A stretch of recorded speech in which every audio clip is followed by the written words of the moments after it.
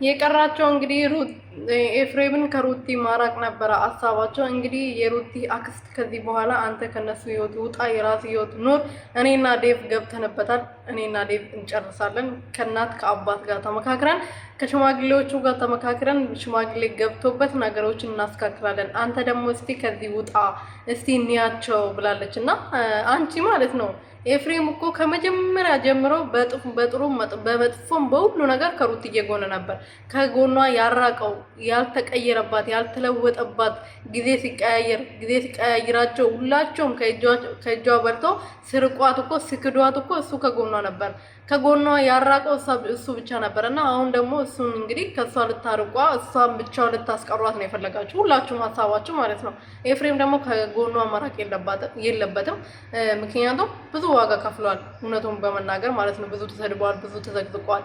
እና ምን ልላችሁ ፈልጌ ነው ዴቭ ትላንትና ከሄርሜላ ጋር እንዲሆን ደፋ ቀና ሲል የነበረው ሰውዬ ዛሬ ምንም ነገር ሳይናገር መጥቶ ነው ከሩቲ ጋር እንዲሆኑ እንደ ማስታረቅ ወይም ደግሞ ጥሩ ወንድም ሲያደርገው የነበረው። ሰላም ቤተሰብ እንዴት ናችሁ? ደህና ናችሁ ወይ? እኔ በጣም ደህና ነኝ፣ እግዚአብሔር ይመስገን። በያላችሁበት ሰላማችሁ ብዝት ትርፍርፍ ይበልልኝ።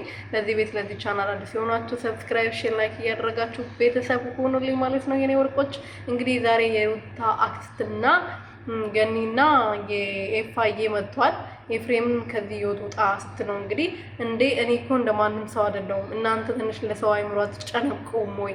እኔ ብዙ ነገር ሰብያለሁ በሩቲና በአብርሽ ምክንያት። ዛሬ መጠሽ አንቺ እንደ ዝም ብሎ ሰው አይተሽኝ ከዚህ ህይወት ውጣ የምትይኝ አንቺ ማነሽ ምንድነሽ ብሏታል። እና እውነቱን ነው። ዝም ብላ መጣ ትናንትና ዴቭ ያ ሁሉ ስማቸው ሲያጠፋ ሩታ መተታም ነሽ ምናምን ብሎ ያ ሁሉ ነገር ሲናገሩ እያየች ቆየች። ቪዲዮን እያየች ነበር አይደል? መቼም ይደርሳታል፣ የሚዲያ ሰው ነች አይደል? ግን ዝም ማለችና መጣ ዛሬ ትናንትና ምንም ነገር ሳትናገር እንዴት እንደዚህ ስማችሁን አጠፋችሁ፣ ስማችን እንዴት አጠፋችሁ ብላ እንኳን ሳትጠይቅ ነው ሩታና አብርሽን አስታርቃለሁ ብላ ደፋ ቀና ስትል የነበረው። ጉድ እኮ ናችሁ እናንተስ።